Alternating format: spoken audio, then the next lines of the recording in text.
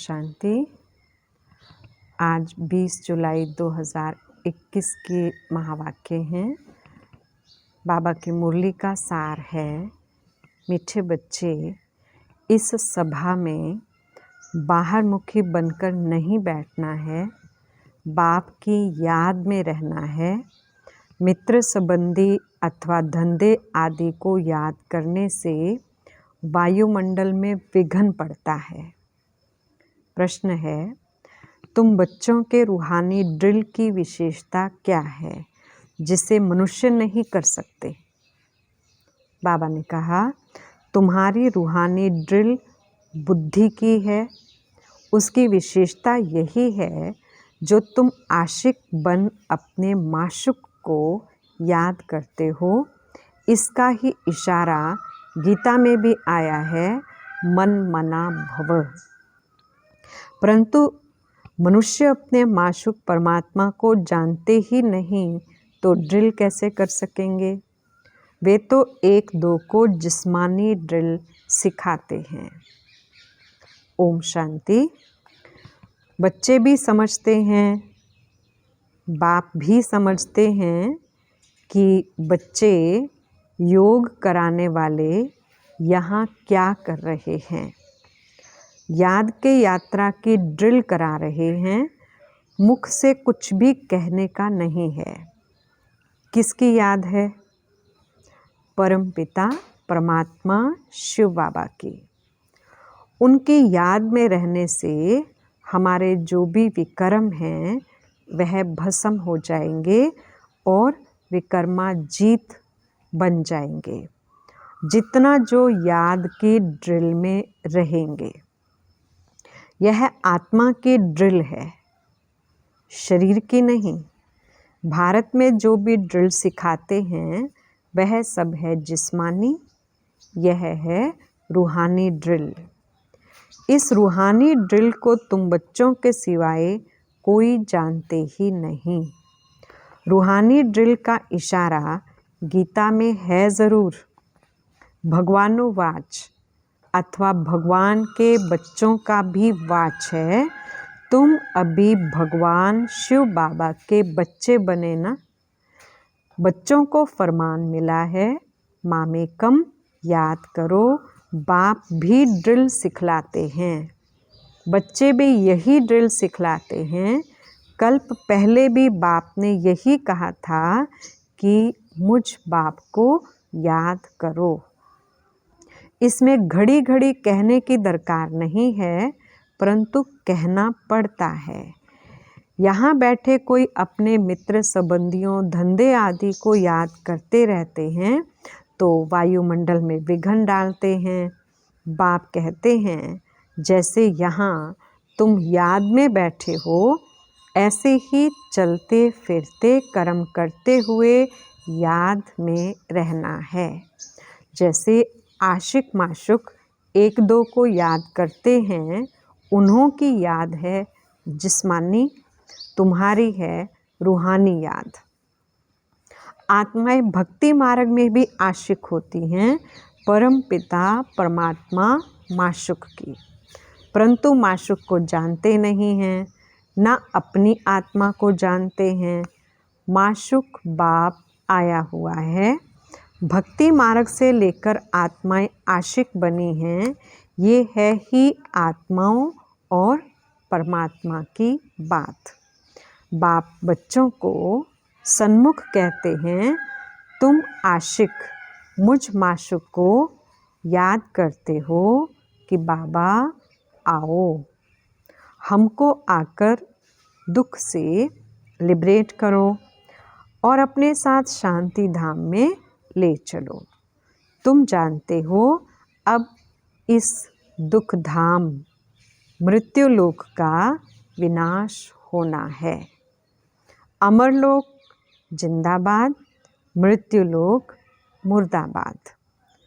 तुम अभी ब्राह्मण बच्चे बने हो, तुम्हारे में भी नंबरवार पुरुषार्थ अनुसार हैं। तुम बच्चों को पूरा निश्चय होना चाहिए कि हम अब नरकवासी से स्वर्गवासी 21 जन्म लिए बनते हैं। कोई मरता है तो कहते हैं स्वर्गवासी हुआ, परंतु कितने समय के लिए स्वर्गवासी हुआ यह कोई भी नहीं जानते हैं। अब तुम पुरुषार्थ कर रहे हो स्वर्गवासी बनने के लिए, यह निश्चय कौन कराते हैं? वो है गीता का भगवान। परंतु वह तो एक ही निराकार होता है। मनुष्य समझते हैं निराकार तो निराकार ही है, वह कैसे यहाँ आकर सिखाएंगे? बाप को ना जानने के कारण ड्रामा अनुसार कृष्ण का नाम भूल से डाल दिया है। कृष्ण और शिव का संबंध इस समय नज़दीक है। शिव जयंती होती है संगम पर, फिर कल होगी कृष्ण जयंती। शिव जयंती है रात में, कृष्ण जयंती है सवेरे। उसको प्रभात कहेंगे। जब शिवरात्रि पूरी होती है तब फिर कृष्ण जयंती होती है। यह बातें बच्चे ही समझ सकते हैं। कायदा है यहाँ सभा में कोई बाहर मुखी ना हो। बाप की याद में रहना है। मनुष्य पुकारते भी हैं, हे पतित पावन आओ, आकर पावन बनाओ। परंतु ड्रामा अनुसार पत्थर बुद्धि कुछ भी समझते नहीं। अगर जानते होते तो बताते। उनको यह भी पता नहीं कि अभी कलयुग का अंत है। फिर जब बाप आते हैं तब आदि होती है। मनुष्य तो बिल्कुल घोर अंधियारे में है। लोग समझते हैं कलयुग में अर्जुन 40,000 वर्ष पड़े हैं। बेहद का बाप समझाते हैं हद का बाप कब पतित पावन हो ना सके। बापू नाम तो बहुतों के रख दिए हैं। बुजुर्ग को भी बापू अथवा पिताजी कहते हैं। यह रूहानी पिताश्री तो एक ही है जो पतित पावन ज्ञान का सागर है। बच्चों को पावन होने के लिए ज्ञान चाहिए। पानी के स्नान करने से कोई पावन थोड़े ही बनेंगे। तुम जानते हो शिव बाबा हमारे सामने इस तन में प्रत्यक्ष है। ब्रह्मा द्वारा ब्राह्मणों को राजयोग सिखा रहे हैं। वह तो कह देते हैं भगवानुवाच अर्जुन प्रति। ब्राह्मणों का नाम निशान नहीं है। गाया जाता है ब्रह्मा द्वारा स्थापना, विष्णु द्वारा पालना। स्थापना तो ब्रह्मा द्वारा ही करेंगे, ना कि विष्णु द्वारा, ना शंकर द्वारा। तुम बच्चों को यह समझानी अब मिली है। बाप को यहाँ आना पड़ता है। वापिस तो कोई भी आत्मा जा नहीं सकती। जो भी आते हैं उनको सतो रजो तमो से पास करना ही है। कृष्ण भी पूरे 84 जन्म लेते हैं और पूरे 5000 वर्ष पाठ बजाया। जब आत्मा पेट में है तो भी जन्म तो है। कृष्ण की आत्मा जब सतयुग में आती है, गर्भ में प्रवेश किया, तब से लेकर 5000 वर्ष में 84 जन्मों का पाठ बजाना है। जैसे शिव जयंती मनाते हैं तो इसमें बैठा है ना। कृष्ण की आत्मा भी गर्भ में आई, चुरपुर हुई, उस समय से लेकर 5000 वर्ष का हिसाब शुरू होता है। अगर कम जास्ती हो तो फिर 5000 वर्ष में कम हो जाए। यह बड़ी सूक्ष्म समझने की बातें हैं। बच्चे जानते हैं कृष्ण की आत्मा फिर से यह ज्ञान ले रही है, फिर से श्री कृष्ण बनने के लिए। तुम भी कंसपुरी से कृष्णपुरी में जाते हो। यह बातें बाप बैठ बच्चों को समझाते हैं। बाबा कहते हैं माया बड़ी दुस्तर है, अच्छे अच्छे महारथियों को भी हरा देती है।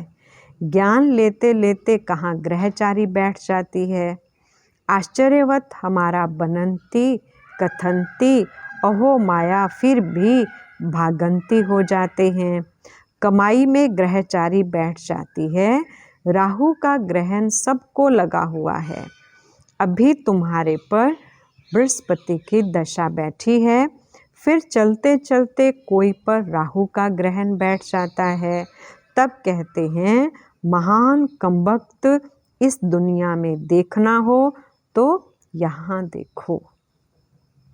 तुम्हारी आत्मा कहती है हम बाप से सदा सुख का वर्षा ले रहे हैं। बाबा आपसे कल्प पहले भी यह वर्षा लिया था, फिर से अब बाप के पास आए हैं। बाप ने समझाया है बाहर तुम्हारे सेंटर्स पर बहुत आएंगे समझने के लिए।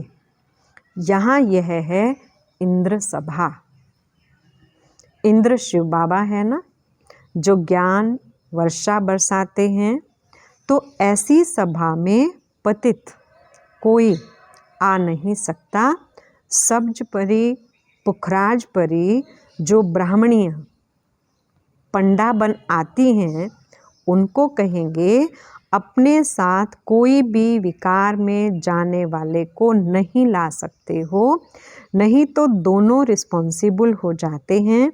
किसी विकारी को साथ ले आए तो उन पर बहुत दाग लग जाते हैं, फिर बहुत भारी सज़ा मिल जाती है। परियों के ऊपर बहुत रिस्पॉन्सिबिलिटी है। कहते हैं मानसरोवर पर स्नान करने से परी बन जाते हैं। वास्तव में यह है ज्ञान मानसरोवर। बाबा मनुष्य तन में आकर ज्ञान वर्षा बरसाते हैं। ज्ञान सागर है ना, तुम नदी भी हो सरोवर भी हो। ज्ञान सागर इसमें बैठ बच्चों को लायक बनाते हैं स्वर्ग में जाने के लिए। स्वर्ग में है श्री लक्ष्मी नारायण का राज्य। यह है प्रवृत्ति मार्ग का एम ऑब्जेक्ट। कहते हैं हम दोनों ज्ञान चिता पर बैठ लक्ष्मी नारायण बनने वाले हैं। ऊंच पद पाना है ना। आधा कल्प आत्माएं तड़पती रहती हैं बाबा आओ, आकर हमको राजयोग सिखाए, पावन बनाओ।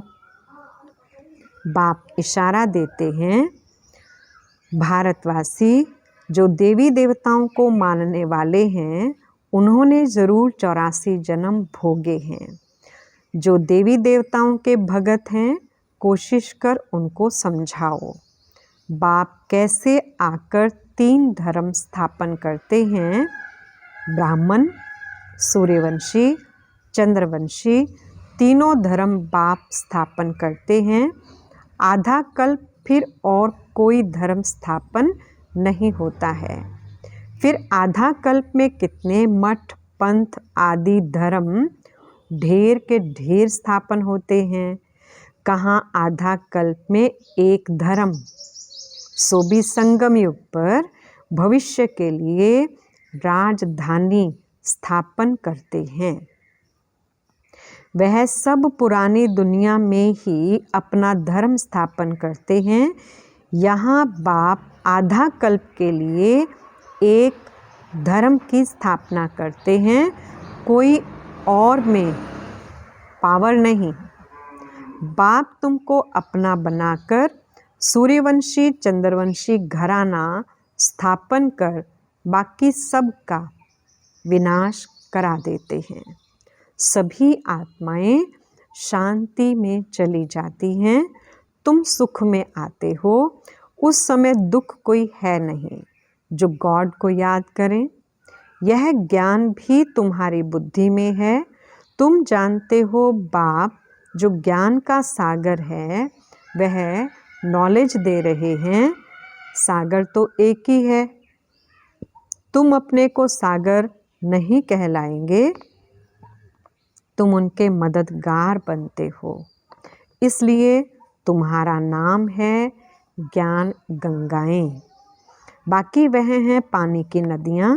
बाप कहते हैं, मुझ सागर के तुम बच्चे काम चिता पर बैठ जल मरे हो, अर्थात पतित बन पड़े हो। अब फिर मुझे याद करने से तुम पावन बनेंगे। यह सृष्टि का चक्र 5000 वर्ष का है, यह भी किसको पता नहीं है। सृष्टि का चक्र पूरे 4 भाग में है। 4 युग है ना। यह संगम युग है, कल्याणकारी। कुंभ कहते हैं ना, कुंभ कहा जाता है मेले को। नदी आकर सागर में मिलती है, आत्मा आकर परमात्मा से मिलती है, इसको कुंभ कहते हैं। आत्मा और परमात्मा का मेला भी तुम देखते हो। तुम आपस में मिलते हो, सेमिनार करते हो, इसको कुंभ नहीं कहेंगे। सागर तो अपनी जगह पर बैठे हैं, इस तन में है ना। जहाँ इनका तन वहाँ ज्ञान का सागर है। बाकी तुम आपस में ज्ञान गंगाएं मिलती हो। नदियाँ छोटी बड़ी तो होती हैं ना, वहाँ स्नान करने जाते हैं। गंगा, जमुना, सरस्वती आदि तो हैं ही। देहली जमुना का कंठा है स्वर्ग। कृष्णपुरी तो होती है। देहली के लिए कहते हैं परिस्तान था। जब लक्ष्मी नारायण का राज्य था, ऐसे नहीं कि कृष्ण का राज्य था। राधे कृष्ण युगल हों तब राज्य कर सकें। अब तुम बच्चे कितने खुशी में हो। माया के तूफान तो बहुत आएंगे, बेहद की बॉक्सिंग है। हर एक की 5 विकारों के साथ युद्ध चलती है। हम चाहते हैं बाबा को निरंतर याद करें। माया हमारा योग उड़ा देती है। एक खेल भी दिखाते हैं, परमात्मा अपनी तरफ खींचते हैं, माया अपनी तरफ। ऐसा एक नाटक बनाया है। बाइस्कोप का फैशन अभी निकला है।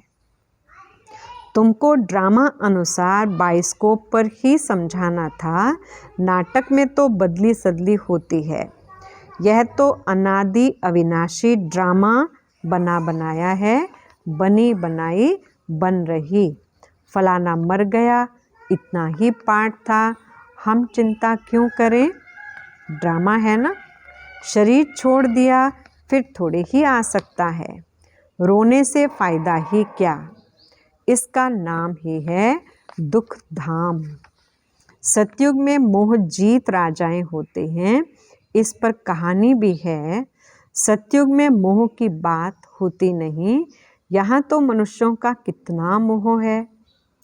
किसको रोना ना आए तो उसको रोकर भी उनको रुला देंगे, तो समझें कि ये अफसोस करते हैं, नहीं तो गलानी हो जाए। भारत में ही ये सब रिवाज है। भारत में ही सुख, भारत में ही बहुत दुख होता है। भारत में गॉड गॉडेस राज्य करते थे। विदेशी लोग पुराने चित्र बड़ी खुशी से लेते हैं। पुरानी चीज का मान होता है। सबसे पुराना शिव तो यहाँ आया था ना, उनकी कितनी पूजा करते हैं। अब तो शिव बाबा आया है, तुम पूजा नहीं करेंगे, वह होकर गया है तो उनकी पूजा करते रहते हैं। अच्छा, मीठे मीठे सिक्किलधे बच्चों प्रति माता पिता बाप दादा का याद, प्यार और गुड मॉर्निंग।